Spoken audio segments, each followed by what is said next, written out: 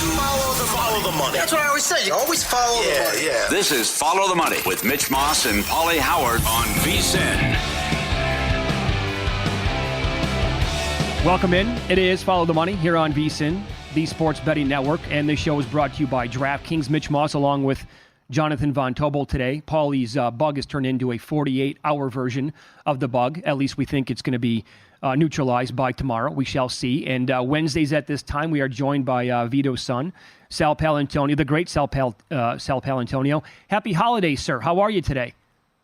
Happy holidays. Merry Christmas to everybody at VSiN, all your friends and your listeners to this great program. Follow them. I'm back. Vito's son is back. We got 3 weeks left. We got 26 teams still in the hunt. A lot of division titles still up for grabs. I love it. Goes by way too fast, no question. Is it in your great city of Philadelphia, after the Monday night loss, they gave the game away to the Seahawks, is it panic time in the streets of Philadelphia? Yes. It definitely is.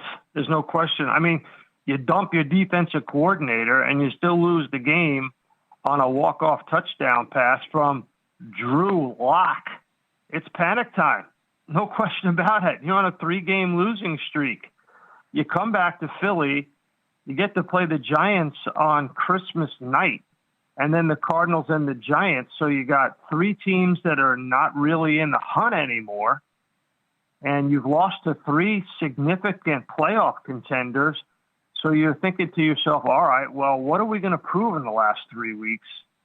What can we undo that we've done to ourselves in the last 3 weeks and the last 3 losses? It's a big question mark going into Christmas weekend, no question. Well, and yes, panic time is the correct way to put it, okay. 100%. What did you make after the game? What did you make of Jalen Hurts' comments when he said he didn't think the team was committed enough right now? He was asked what he meant, and he goes, well, I don't have a dictionary in front of me, but you get what I'm saying here.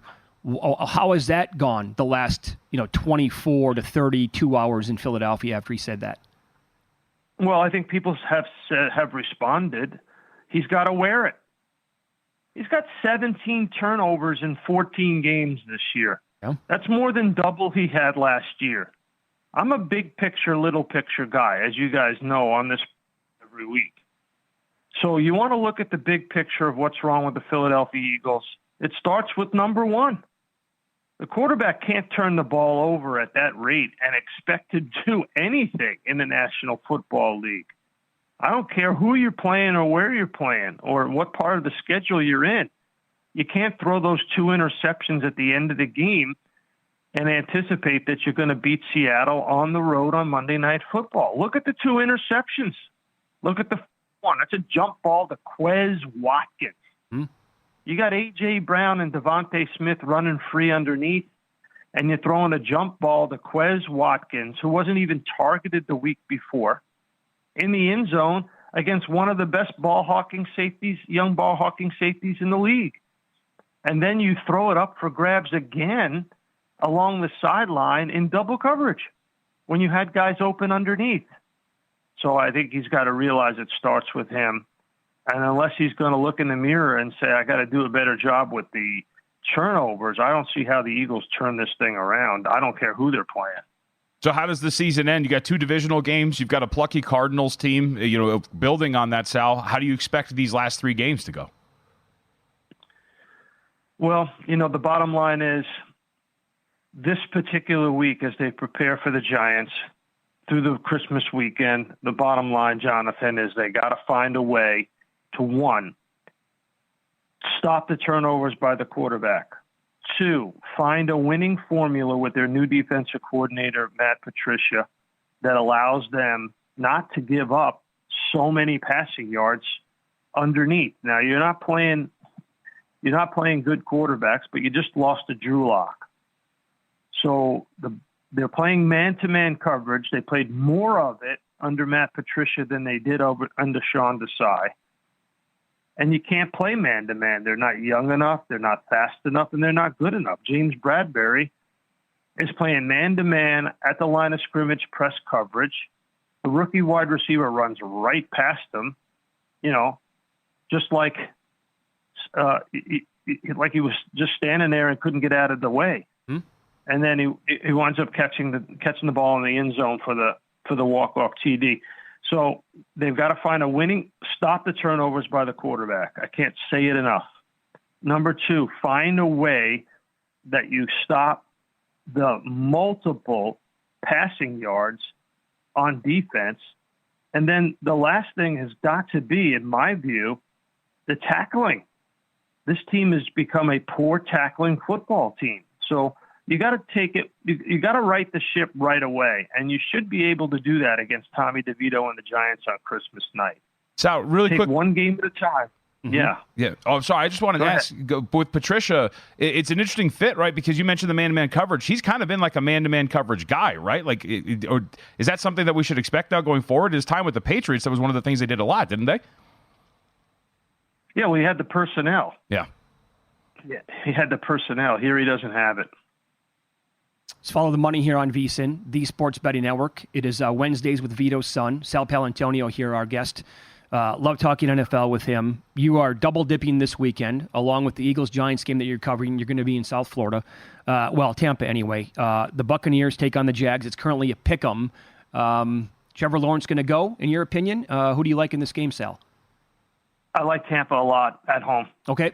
I like Tampa a lot at home because, I watched what Baker Mayfield did on the road in Green Bay. I'm not a fan of what Jacksonville is doing defensively right now. I don't think they have the personnel. They're not getting after the quarterback. I realize the Bucs gave up multiple sacks in that game to the Packers. But Baker Mayfield also walked away with a perfect quarterback rating at Lambeau Field. I like them at home a lot in a late game with Jacksonville on the road. Yeah, they're playing quite well, and I'm with you on that. I have multiple concerns here with Jacksonville's defense. They have been a sieve here going back now ever since that Monday night loss to the Bengals when they had a chance to win that game, be 9-3, and then they would have been the 1 seed. It's 3 straight losses since then. So the Monday night tripleheader is capped off by an absolute doozy. 2 of the best teams in the league. The Niners got out to a 6-point favorite yesterday against the Ravens. Then there was buyback on Baltimore. What do you make of the overall matchup here? I tend to look at Lamar and John Harbaugh as 2 guys I want to back when they're a dog. What say you? Well, all the numbers point in that direction. Baltimore's got a great record with Lamar Jackson against the NFC. I do believe it's undefeated. Or he's only got 1 loss in his career to an NFC opponent. I think that's the number. Number 2, you look at the trend on Monday Night Football. The underdogs have won 7 in a row outright. 7 in a row outright, and the Ravens are underdogs in this game. But I don't like Baltimore and Lamar Jackson in late games on the road. I realize they need the game more than San Francisco. But San Francisco's offense is like a gear machine. Everything works in unison right now, and I think they'll be able to do what they want offensively. We've seen that against Philly. We saw it against Dallas. Seattle twice. Everybody who's tried to stop that San Francisco offense, when that offense is healthy, it's very, very difficult to stop. I like the Niners quite a bit in this game. Oh, quite a bit? Now laying 5 points. Okay, so are you telling me then... Alt lines. And I get it, a road spot here. Now the Ravens have a chance, obviously, at the 1 seed, so they would not have to leave the Baltimore area come playoff time until the Super Bowl. But if you're anti-Jackson late in the season, I know they're on the road again, as you emphasized, but would that qualify for what you would think about this team and him at quarterback in the playoffs as well, even if they're at home? Well, he doesn't have a history of it, right? True. His history in the playoffs and late in the season is that he can't get it done. We saw them when they were 14-2, lost to the Titans at home in the playoffs. Shouldn't have happened. Titans then got boat raced by Kansas City in Kansas City. So I remember covering that game. It was a severe disappointment for the people at M&T Bank Stadium. Mm-hmm. So it's one of those... I think Lamar Jackson is in the same category as Dak Prescott. He's got to have a moment game in January where he does what Joe Flacco did. And Joe Flacco, if you remember, when Harbaugh, and this is like a harbinger, a throwback, when Baltimore plays San Francisco in that Super Bowl, and it was Harbaugh against Harbaugh, and it was Kaepernick versus Flacco, and Flacco was perfect. Went into New England and won. Yeah. Went into New England and won. So I'm looking for a moment game, a prove-it game from Lamar Jackson. Flacco did it. Went on the road. And by the way, watch out for the Browns. Totally agree. A little tickler right there, brother. Oh. A little Christmas gift from Vito's son. Watch out for the Cleveland Browns right now. I love it. You got Joe Flacco, and you got Jim Schwartz with that defense. Watch out for the Browns. Agreed. So, other than that gift, we have a minute left here. How are you shaping up overall with the Christmas shopping? Are you done yet? Do you have more to do? Yeah, I don't know why they put the Christmas in the middle of the football season. It's very inconvenient. We love talking to you, Vito's son. Thanks for the time as always, Sal. We appreciate it. Happy holidays. Yeah. Listen, happy holidays, Merry Christmas. I will talk to you guys on the flip side of Christmas, and I look forward to it. Thank you so much for having me on your program all year long. I'm blessed to be on your program. Thank you. The feeling is absolutely mutual. I'm back at you. You have 2 small kids. Where are you at with the Christmas shopping? So we're done pretty much. The kid's getting a scooter. Like, that's the big gift of the year. Razor scooter. I got to go Christmas shopping after the show, actually. Do you have... Got to go get something for my wife. Do you have the scooter lined up already? Yes. Set the home? Oh, yeah. Wrapped? All right. Up next, we'll get into an NFL draft quarterback discussion. Am I wrong to think these 2 players in first-round pick don't belong in the same sentence?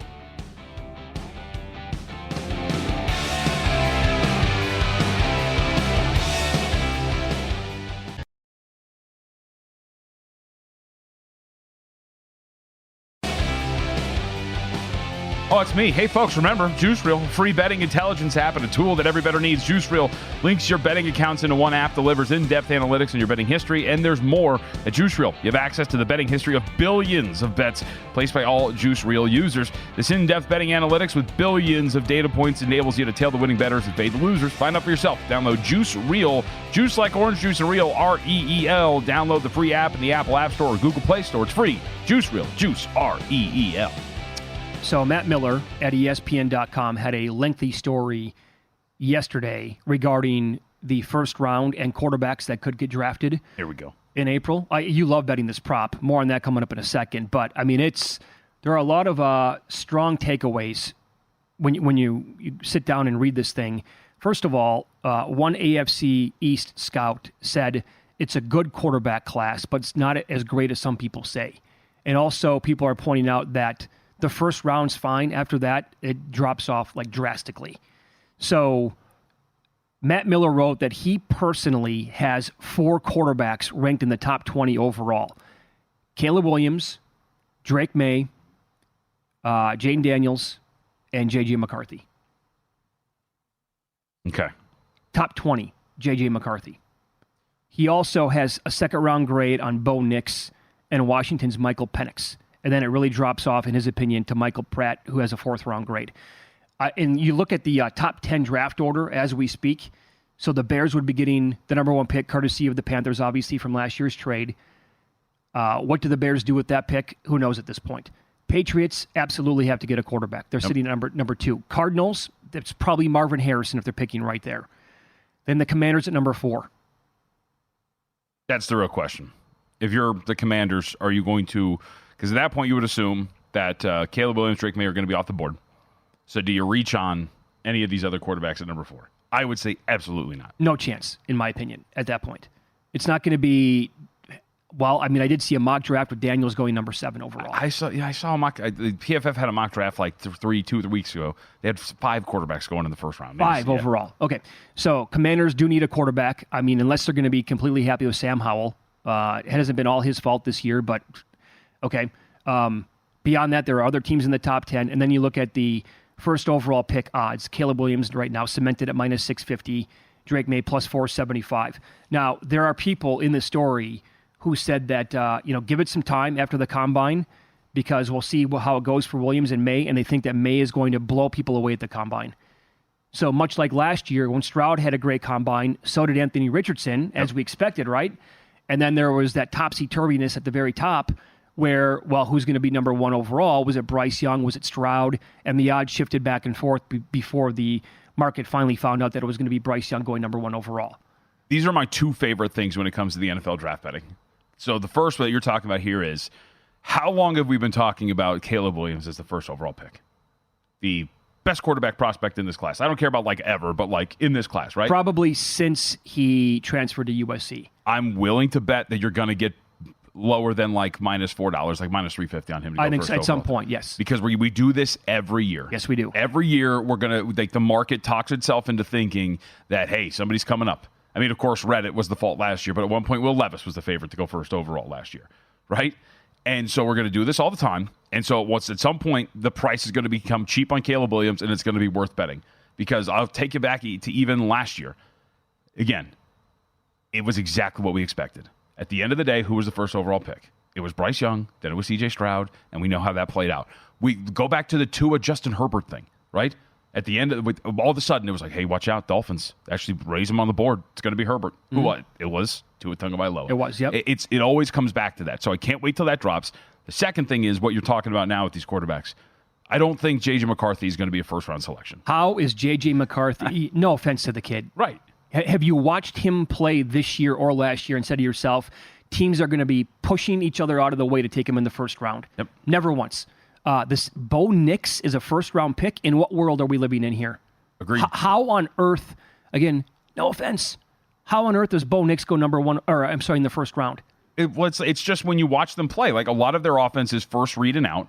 You're not asked to do that much. He doesn't throw the ball deep. Of course.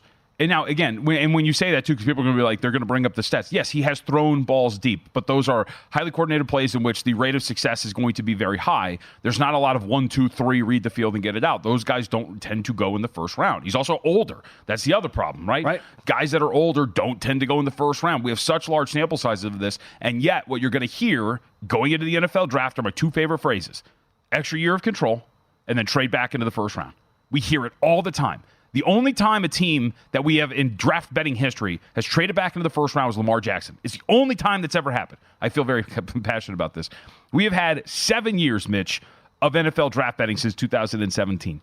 The quarterback prop is 6-1 to the under in the first round, because every year we convince ourselves that a dude's going to come back in at the end of the first round, or a dude that should not have a first round grade is going to go in the first round. So the number, when that pops up, the number is probably going to be 4.5? I would think so. But juiced to the under, I would think? Well, but that's the best part is every year it gets bet to the over. So at some point you just sit back and wait. So if you wait long enough. Yep, you're going to get a great number to bet this thing under. And like the one year it went over, by the way, I should note, there was actually a 5 out there. That was the Lamar Jackson year. So if you got the best number, you pushed. So you're realistically, if you've played this right, you are 6-0-1 to the under on these first round quarterback props. So that's the only time that you know of for sure where it happened, where a team said we're trading back into the first round, we're taking a guy, and it was Lamar Jackson with the 32nd pick overall. Only time it's happened. I was going to say in draft betting, I'm sure it's happened before. Right. Since draft betting has happened, though, that's been the only time. And since 2011, when teams have that extra year of control over quarterbacks, basically. Okay, so again, you're going to hear a bunch of this stuff, like Nix, McCarthy, first round picks. Really? Are teams actually going to use a first round pick on quarterbacks like that? There is also this was an NFL GM told Matt Miller, quote, Caleb Williams is as close to a lock to go number one. I wouldn't say he's a lock to the level of Trevor Lawrence or Joe Burrow, but he's more of a lock than Bryce Young or Baker Mayfield. That's to go number one overall. Again, others have called him a generational talent. The comparisons have been out there already to Patrick Mahomes, and I would tell every person who does that to knock it off. Mm-hmm. You don't want to do that. He does point out, Miller in the story, calling anybody a lock is always risky. Yeah, it is. Yeah. How many sure things we heard about as a first-round pick or the first overall pick for the last, 30 years? We've had more flops in the first round than guys who have been good. And I was looking at, I look back to the last 10 years in the first round. It's really not even that close. The first round quarterbacks that can't play and are out of the league within a couple of years, or they never make it, never latch on, it's overwhelming how they dwarf the guys who you always hear about this. Oh, I love this kid. It's also the landing spot and where they're going to end up. Because if the Bears trade out at number 1, who knows what that team is going to be?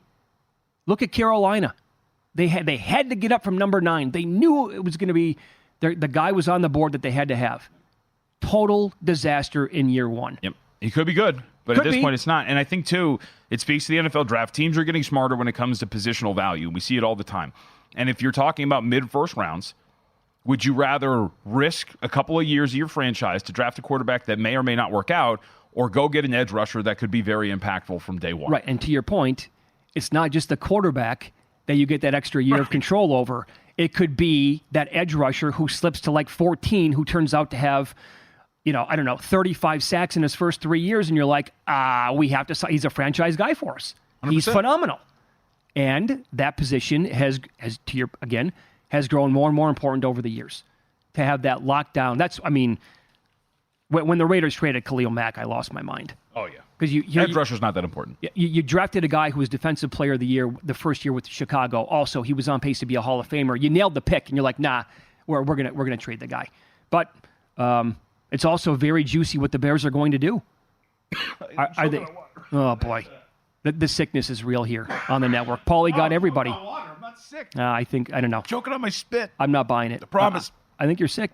Look at the tear in my eye. Also, the best trait, according to people who are involved in the league, Daniel's deep ball. So that could, and how effective he is as a running quarterback, that could really make one team who watches him on film, he's going to blow him away at the combine, the pro days are like, hey, we got to take him in the top 10. It's got to happen. Like, I can see that happening. Like, that would make more sense to me than Nixon McCarthy going in the first round. Oh, I would agree. 100%. All these positions, that's why you see wide receivers, too. They're becoming more impactful. Yeah. Corners, like, it's worth risking it because those guys are somewhat interchangeable. And if you draft an edge rusher that doesn't work out, that doesn't set your franchise back for years. Exactly right. Like, you'd rather take that risk because the upside is worth it. You don't have to be stuck to the guy. Also, per Matt Miller, he grades out Drake May better than Bryce Young, Kenny Pickett, Kyler Murray, Baker Mayfield, Mitch Trubisky, and Blake Bortles, who all went super high in the drafts. So, May's good. Oh, yeah. May's really, really good. And he'll probably blow people away when he has a chance to work out for him. JVT built an NFL model during the summertime. How has it gone this year? What has he learned? He'll tell you coming up next.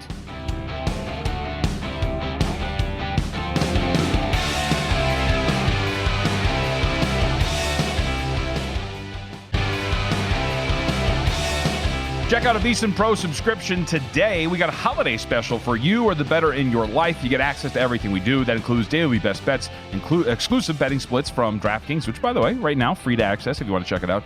And all of our betting guides. We get Super Bowl and March Madness guides for you when the time arises. $79 gets you everything we do until May 1st. And I always stress it includes everything because we got write-ups every single day in every single sport. Somebody who works hard on the website would very much stress all the articles that we put up there at VSiN.com. Check out all your options at VSiN.com/subscribe. There is so much content on the website every single day, pretty much for every single sport. It's great to put a bow on our conversation regarding the NFL draft and first-round quarterbacks.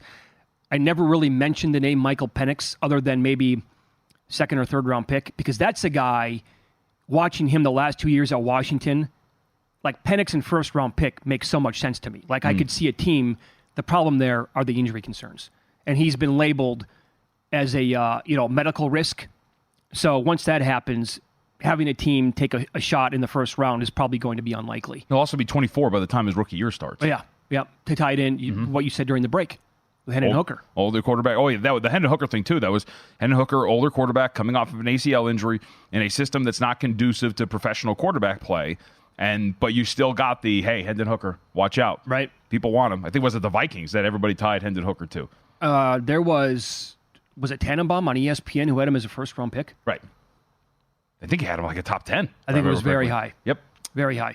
All right, so you put together in the summertime a model to bet the NFL. All right, you put a lot of time, tons of hours into this thing. And once we had a discussion about this, like in August, we kicked around the idea of joining forces and getting an entry into one of the contests this year to see how it would go. Yeah. Right? And we did. The Super Contest over at the Westgate.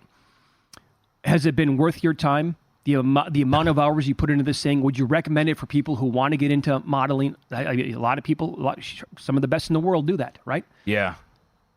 That's an interesting question. I've never really thought of that in the terms of would you recommend, is it worth it? I'll say this plainly. This was really hard. This is still really hard. And this is not something that I would really recommend to anybody who doesn't have the time to put into it. So we're 36, 36, and 3. So we got 37.5 points. We're just right there at 500 with our the biggest hedges that the model has spit out up to this point. And one of the things that I thought came to fruition, which was, and I think I brought this up to you guys at the beginning of the year, building it is fine, and we got off to that really good start. But I thought the challenges would be is adjusting and changing and factoring in what you need to factor throughout the year to adequately make this model project what is happening as opposed to what happened the previous year. And that to me has been like the biggest challenge overall. And I've gone through a lot where, the first one, I don't want to get too hardcore about it, but so the first one I had built was based just purely on regression testing, which is how do these stats correlate to the winning home margin of victory? And reading more about modeling, a lot of really sophisticated and professional modelers use regression testing as like step 5, as opposed to building a whole model off of it. So I went through different versions of the model. There's different things I call the Bradley Terry model, all sorts of different stuff that I tried. And by the way, I always recommend Andrew Mack, who's a solid author and modeling guy. I read his books. They're very much helpful in terms of this and gives you insight into all of it. To get you started off the ground. 100%. And YouTube's awesome too. Like Google's great. That's been the biggest challenge. It just I have felt all year long that I've been playing catch up because the need to adjust has been my biggest challenge. And clearly, I'm actually on the surface, given this is the first year, 36, 36, and 3. Sure. I feel like okay because I thought this was going to be one of those where it's going to be like, all right, you're going to get your face caved in. This is going to be like well below 500. So to kind of just float around 500, just coin flipping, I guess that's all right. But it's been hard, man. Yeah, I mean it was. So I'm not doing any of the work. You're doing all the work here.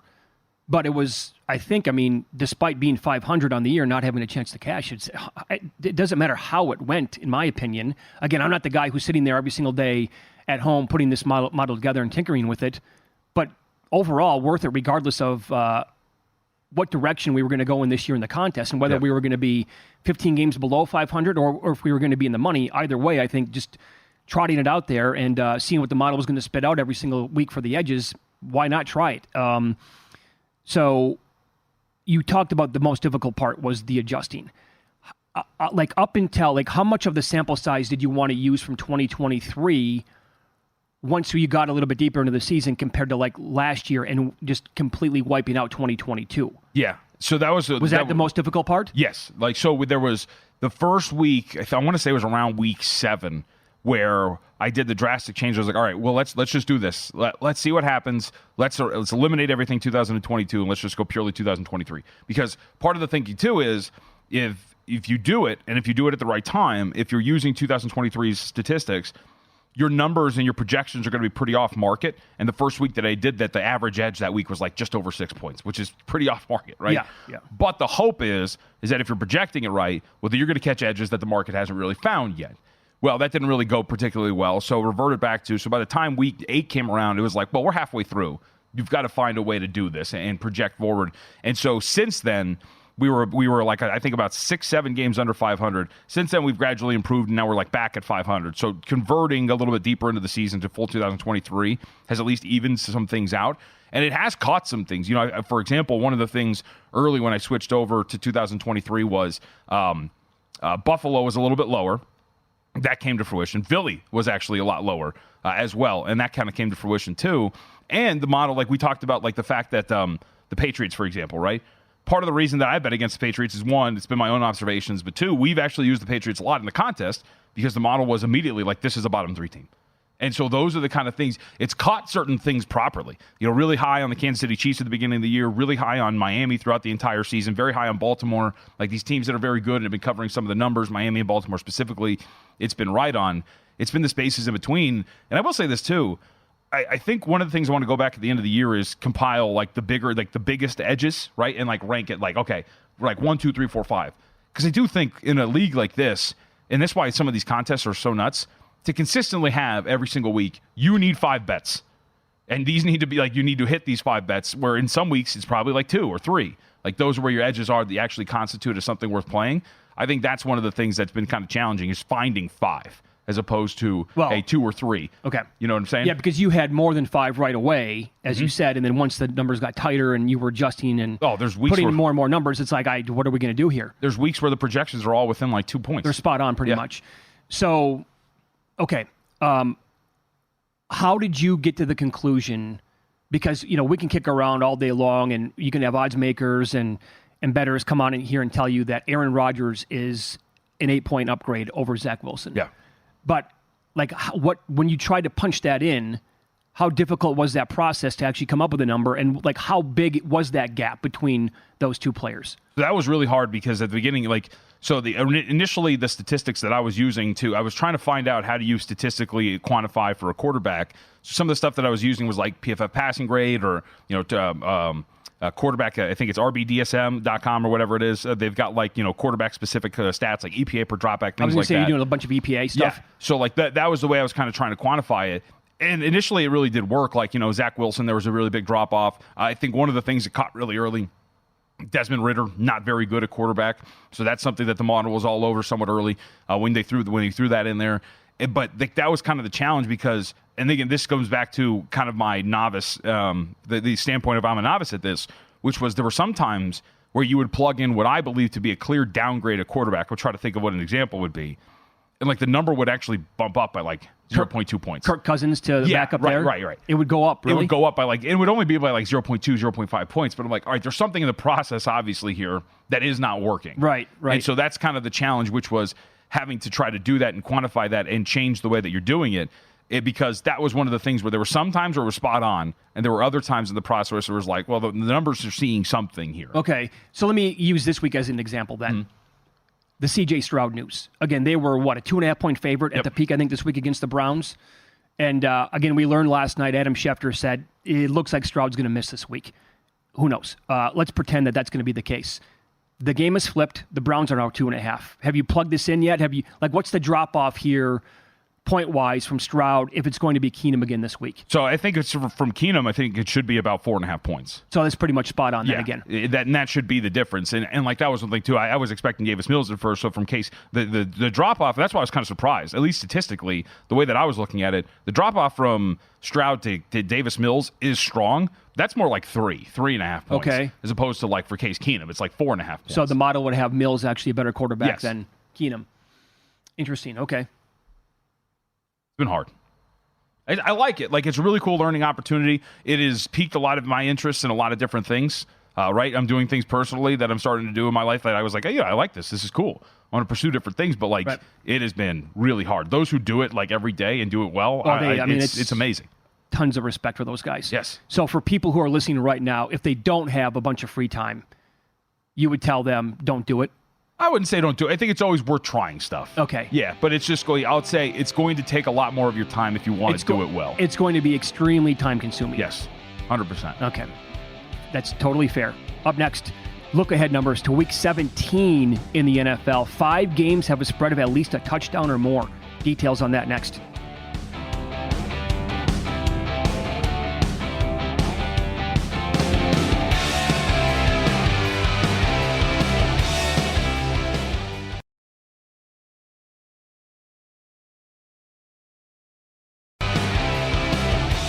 All I want for the holidays this year is some NBA action. Isn't that true? This week, new customers can score $150 instantly in bonus bets just for betting $5. Download the DraftKings Sportsbook app now. Use code FOLLOW only on DraftKings Sportsbook with code FOLLOW. The crown is yours. It is Follow the Money here on VSiN, the Sports Betting Network. Mitch Moss along with Jonathan Von Tobel. Paulie out for a couple of days here. He's a tad under the weather. We do have look-ahead lines for week number 17 in the National Football League. The Thursday nighter next week is the Jets at the Browns. Uzi. Cleveland, 5.5-point favorite, total around 35.5 in this game. At DraftKings, I see 30 as low as 34 in other spots.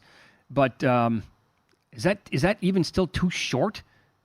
I mean, it might be, just given how, yes, Zach Wilson had a flash in the pan against Houston. Not going to really, I think, be something he can replicate as we saw. And I'd say this really quickly, because this goes back to what we talked about with the best teams, ATS and over-under. Right. Cleveland was one of those better over teams. The market actually gets too low on some of these totals because of what we just expect.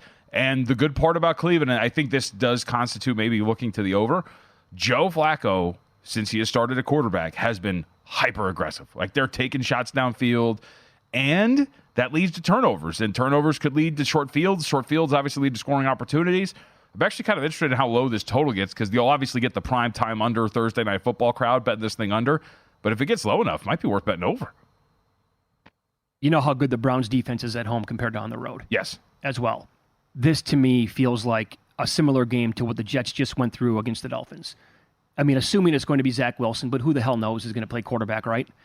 It could get just vile and nasty for that offense here. But that could also create tons of turnovers. Yep. Putting the Browns in great position here with a nice field position.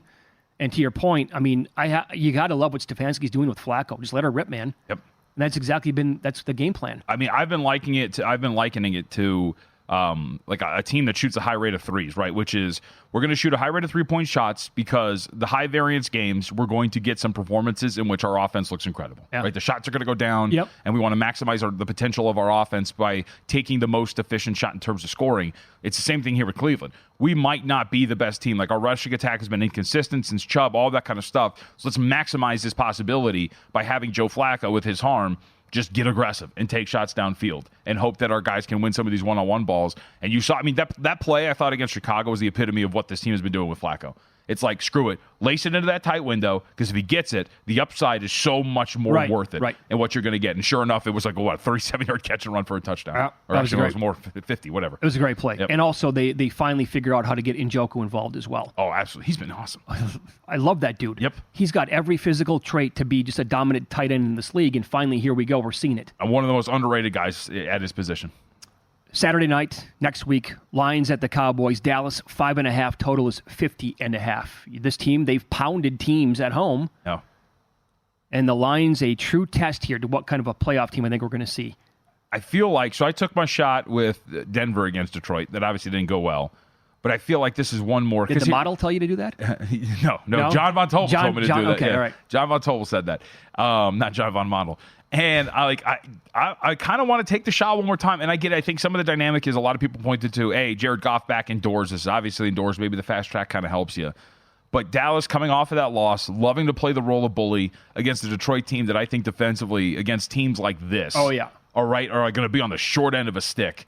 I feel like this is one of those where they're just going to get their faces caved in by Dallas. I don't disagree with that at all. The Niners are laying 13.5 against Washington on the road. Total is 48. If you have anything on these games, just obviously chime in here. Jags are at home to the Panthers. Jacksonville 7.5. Totals 39.5. That's there. I mean, that seems that seems like one of those ugly spots where, like, man, I kind of want to take 7.5. I don't know if that number is going to stick where it's at. Right. I also do think that Jacksonville will be a very popular, Captain Obvious checking in, very popular teaser leg. Oh, yeah. Right? Down to 1.5. You're right, yeah. I don't know if I could swallow that. The Bears are playing on the schedule. They get Atlanta at home. Imagine this. It's a 2.5-point spread in a Falcons game. Every game. And the total's 37.5. I think that's short for the Bears at home. I agree. Here I am. I'm going to make the case for like five favorites, and I hate betting favorites in the NFL. But 2.5 at home to the Falcons? I mean, I bet Cleveland over the weekend against Chicago. I think I got away with one and getting a push out of that one, right? I would think so, yeah. Like, this Bears team, dude, Montez Sweat for them has been awesome. He's been really, really good. And sorry, but Taylor Heineke's not an upgrade. Like, him and Desmond Ridder are the same guy. I would agree with that, too. That 2.5's too short. You know what? I got to bet the Bears. I got to do that before the show's done today. Rams are 6 at the Giants. Total is 41. We just saw the Giants last Monday night at home as a 6-point dog win outright against Green Bay. Rams in pretty good form. Also, Packers were in pretty good form. Yep. But did we see the real Tommy DeVito for the Giants this past weekend against the Saints? I think so. So I was on New Orleans in that game. It seemed like the obvious spot of, all right, the kids played lesser competition for 3 games. Yep. Congrats on getting the win. Now you're going on the road against a really good defense. Now you're probably going to find out what it's like to take on legitimate competition here defensively, and that's exactly what you ran into here. So I'd be definitely on the anti-Tommy DeVito train going forward. And by the way, now that he has thrown away the Italian moniker, he's tired of it, doesn't want it anymore. Allegedly. Now, was that a true report? I don't know. Because I did see a video actually just this morning of him like rating pizzas or something like that. Okay, all right. By the way, always shop around. We're giving you DraftKings numbers.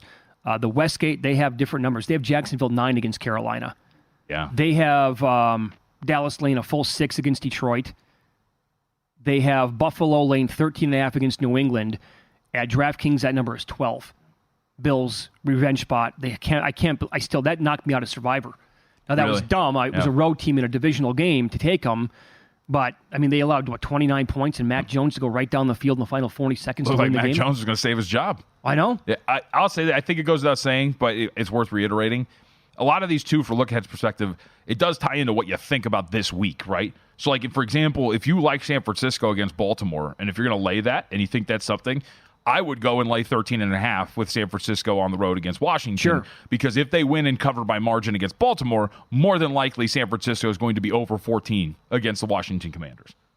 What if the Cowboys are really, really good against the Dolphins in a bounce back spot here? Yep. Does that number touch 7 against the Lions?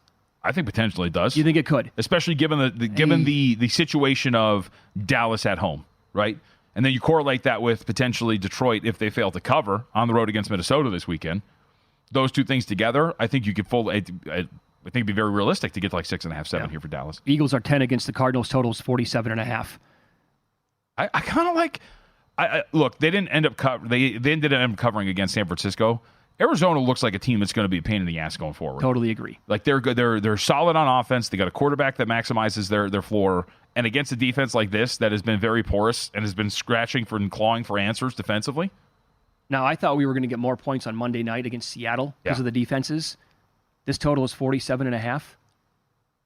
Philly's defense is terrible. Cardinals worse. We're not going to get points in that game. Like we saw with San Francisco and Arizona scored on San Francisco. Arizona did it. They were moving the ball the entire game. Yeah.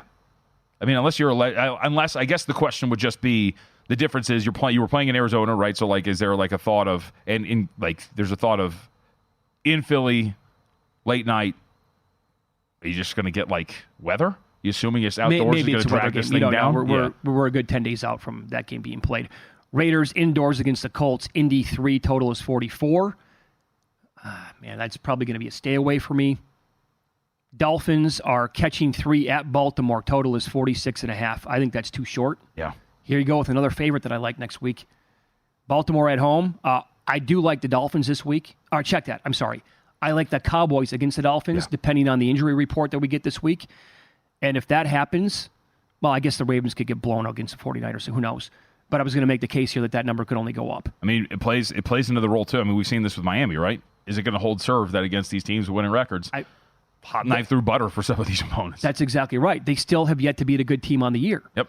So if they lose this week to the Cowboys, if the Ravens come out of that game on Monday night against the Niners healthy, I think 3 is probably a short number there. The Saints are catching 2 in Tampa, 41.5. Tampa's going to win this division? I think so. All right. By the way, all these NFC South games are like 2. Every game. Every game.